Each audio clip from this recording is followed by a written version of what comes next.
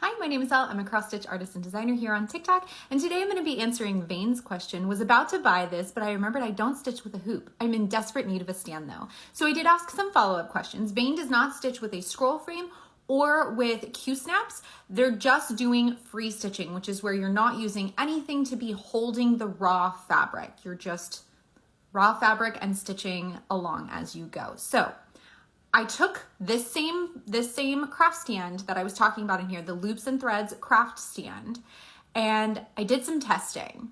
All right, so this is definitely a larger piece. This is 20 inches by 20 inches, so it is a little bit big, but as you can see here, I literally just clipped the raw fabric directly into the craft stand, and it does clamp on and hold onto it pretty well. I haven't had any issues with this falling out, or like I'm even tugging on it right now and it is not coming out of here.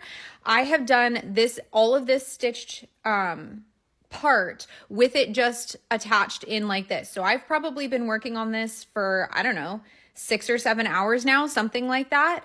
And I haven't had to retighten this. I haven't had to adjust it. I haven't had to do anything with it. The only thing I will say is the needle minder, I originally had it off to the side and it weighted this down and it kept trying to flip. So as long as my needle minder is here in the center, so it's nice and stable along that center line that, is holding the craft stand up, I haven't had any issues with it.